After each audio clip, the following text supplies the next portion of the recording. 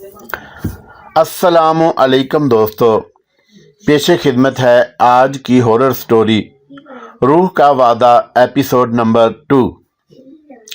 खुदा की पनाह, यहाँ तो कोई भी नहीं, मगर देखिए हाल कमरे की बत्तियां भी अभी तक जल रही हैं, हालांकि हमने ये बत्तियां हरगिज़ नहीं जलाई। मैं कहता हूँ ज़रूर इस मनहूस मकान में कोई मौजूद है जो हमसे शोबदेबाजी कर रहा है।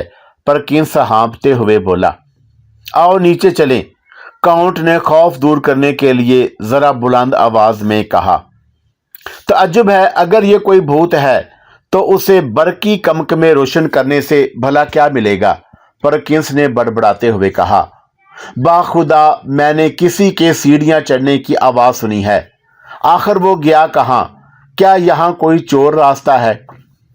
जब वो निचली मंजिल के हाल कमरे में दाखिल हुए तो उन्होंने देखा कि वहां लगे हुए दोनों बरकी कमकमे रोशन हैं। हाल कमरे के बाईं जानब ड्राइंग रूम था।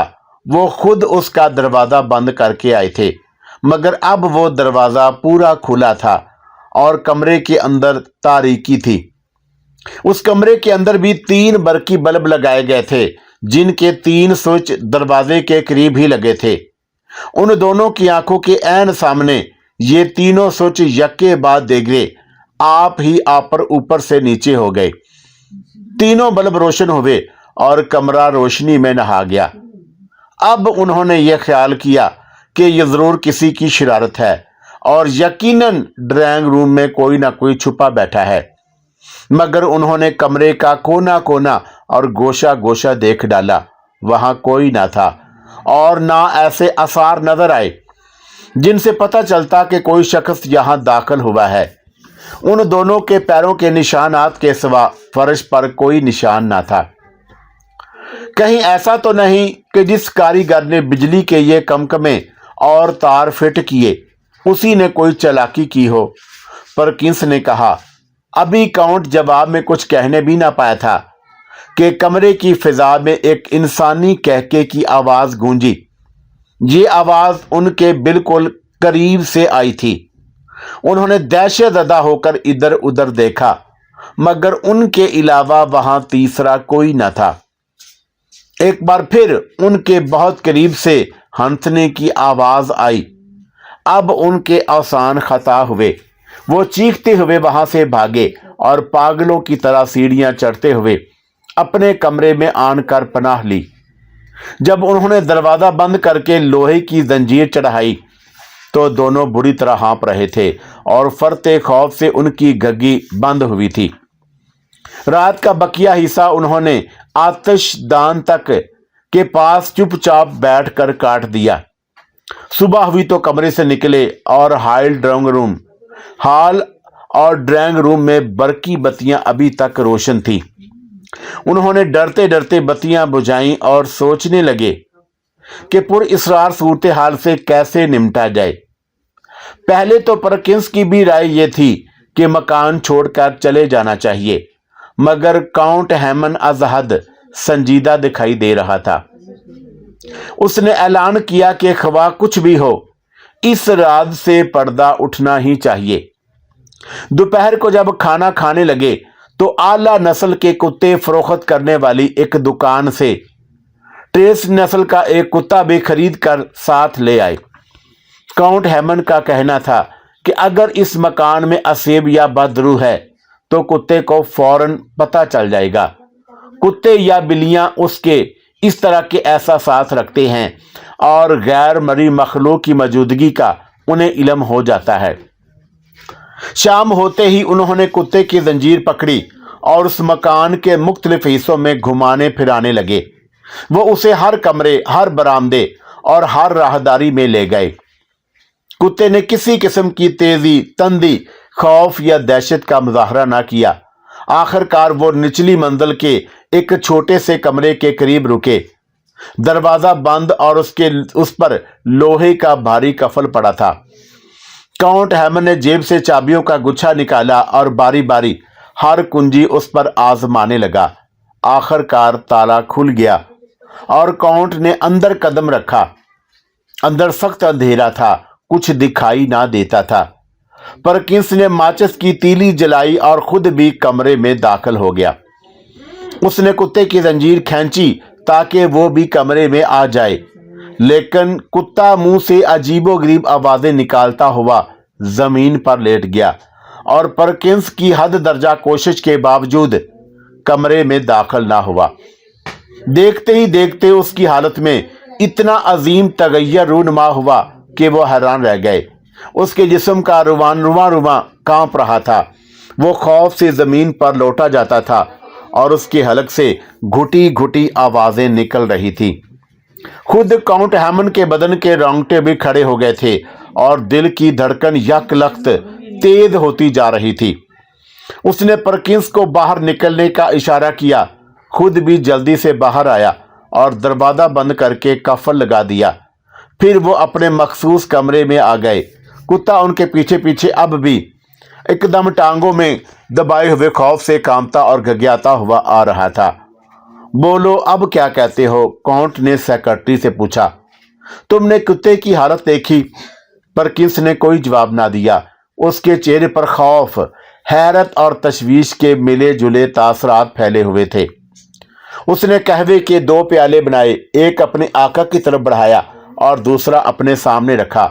कुत्ता उसके कदमों में गर्दन बिठोए खामोश बैठा था। उस कमरे में जरूर कुछ है। बिल आखिर परकिंस ने जुबान खोली। कल दिन के वक्त एक बार फिर हम कुत्ते को उस कमरे में ले जाने की कोशिश करेंगे। वो रात भी उन्होंने आरामदायक कुर्सियों पर बैठे बैठे काट दी। उनका ख्याल था कि आधी रात के बाद हस्बे मामूल बदरू की आमद होगी, मगर ऐसा ना हुआ। भूत गालबन उन्हें मकान में अपनी मौजूदगी का एहसास दिलाना चाहता था और अब उसने सोचा होगा बार बार उन्हें क्यों परेशान किया जाए। दिन निकला तो परकिंस और काउंट हैमन ने एक बार फिर कुत्ते को उस कमरे में ले जाने की कोशिश की।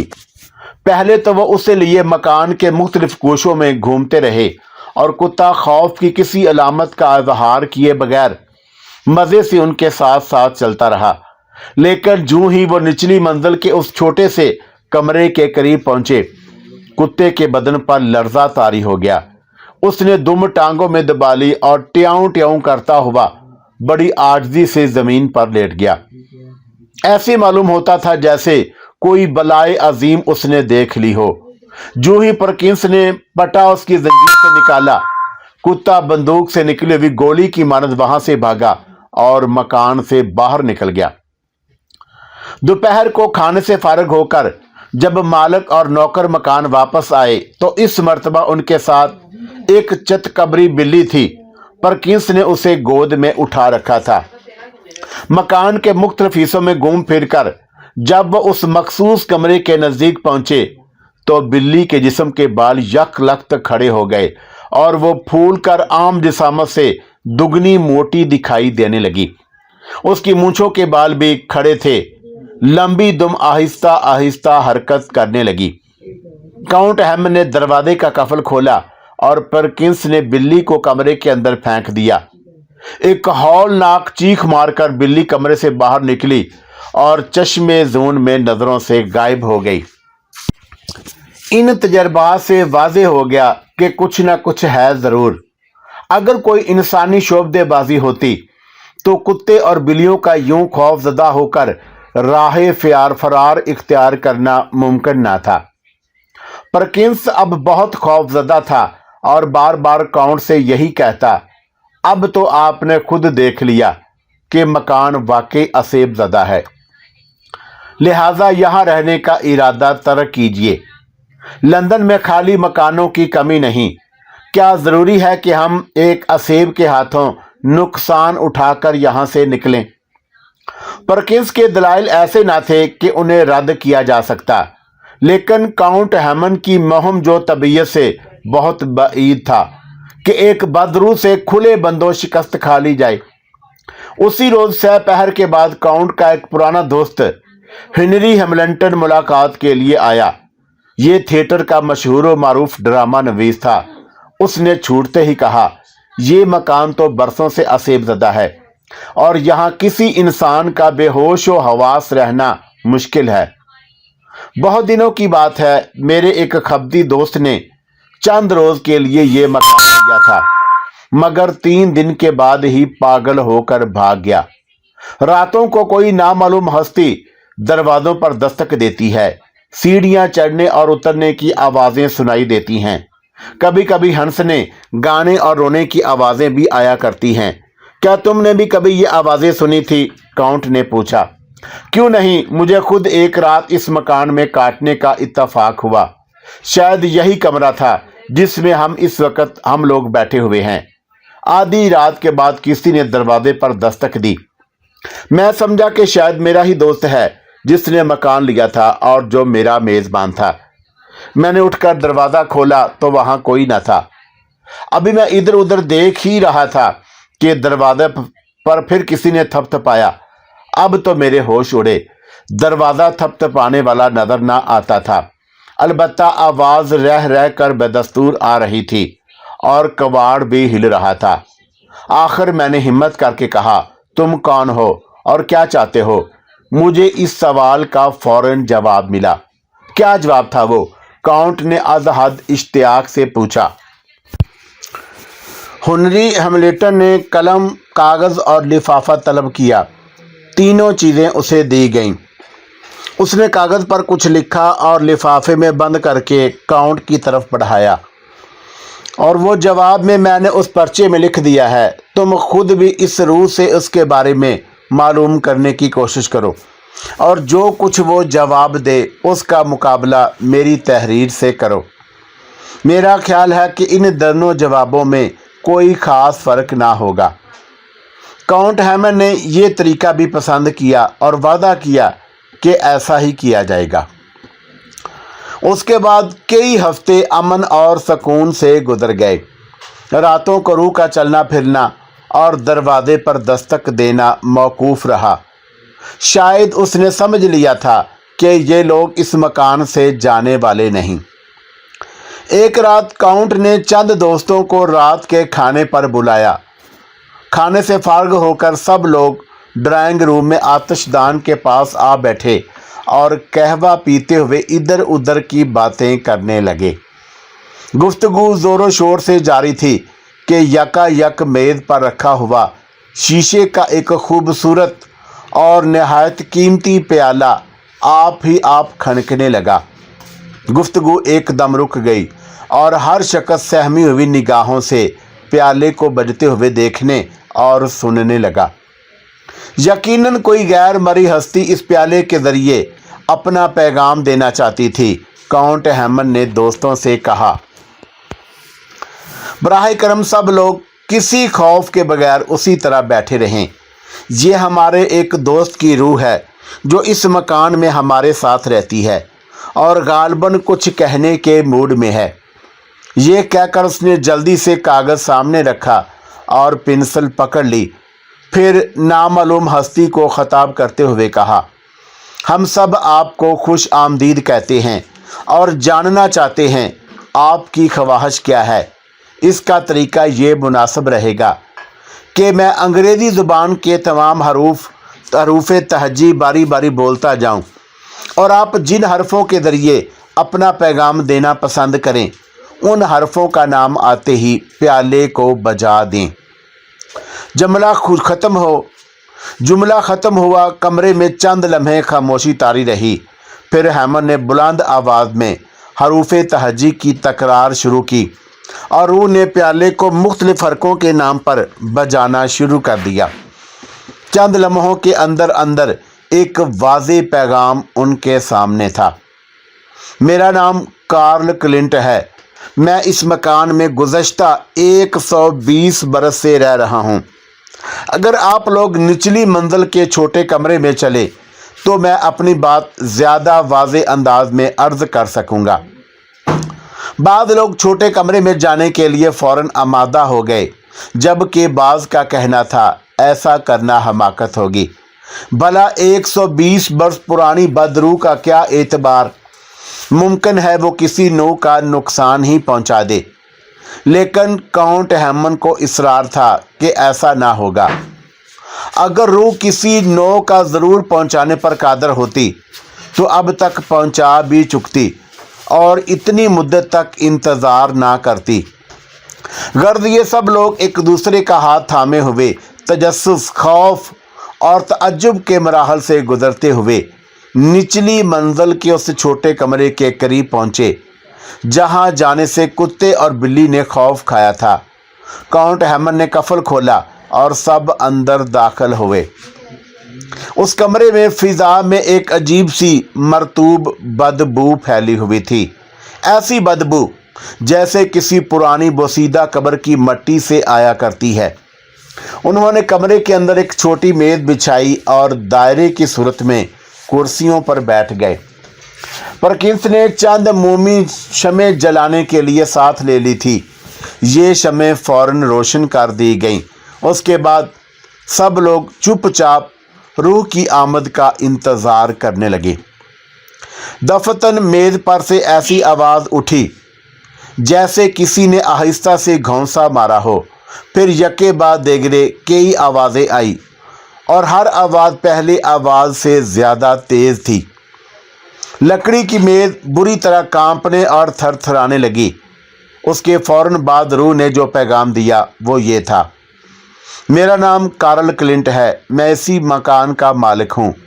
मैंने अपने एक दोस्त आर्थर लिडल को इसी कमरे में कत्ल किया और उसकी लाश यहीं फर्श खोद कर दबा दी। काउंट ने लरजती हुई आवाज़ में कहा, हम लोग आपके लिए क्या कर सकते हैं कार्ल क्लिंट? जवाब मिला, कुछ नहीं। हम तुम्हारी बख्शिश और निजात के लिए खुदा से दुआ तो कर सकते हैं। मुझे तुम्हारी दुआओं की ज़रूरत नहीं। जवाब मिला, हाँ तुम सिर्फ ये कर सकते हो कि ये मकान खाली करके चले जाओ और मुझे यहाँ रहने दो। तुम खुद ही यहाँ से क्यों नहीं चले जाते कार्ल क्लिंट? काउंट हैमंड ने कहा। ये जुमला बमुश्किल उसकी अधुबान से अदा हुआ था कि कमरे में जैसे भौचाल आ गया। मेज़ उलट गई, दीवारें लर्जने लगीं। चौबी छत से चरचर की ऐसी आवाज़ आई जैसे अभी छत उन पर आन पड़ेगी और फौरन ही जलती हुई शमा गुल हो गई।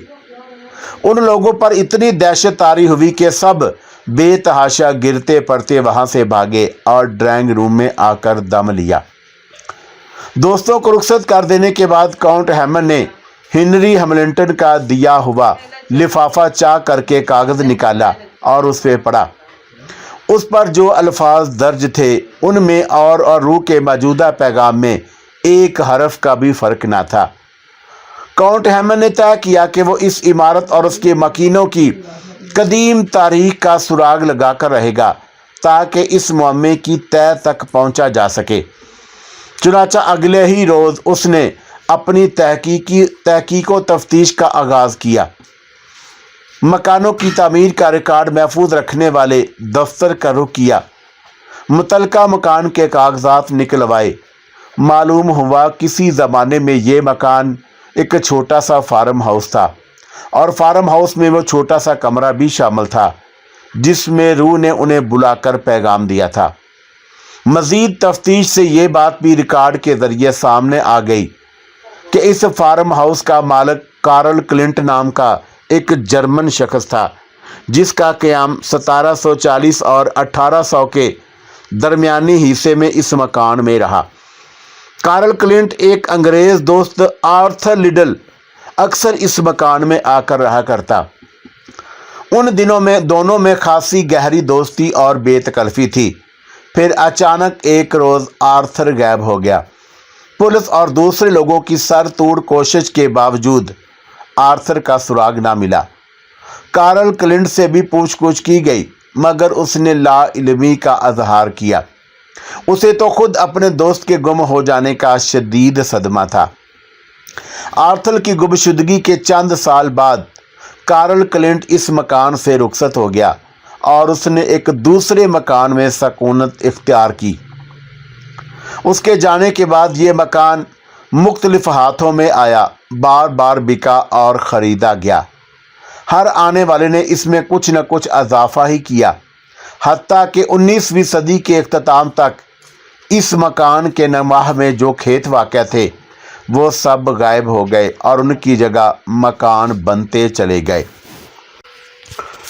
काउंट हैमन को अब सब कुछ मालूम हो चुका था, लेकिन उस रात के बाद से कार्ल क्लिंट की रूह ने उसे परेशान नहीं किया। काउंट का ख्याल था कि शायद उसकी रूह ने मायूस होकर मकान का वो कमरा खाली कर दिया है, ताहम काउंट ने वो कमरा मुतकफ़ल ही रहने दिया।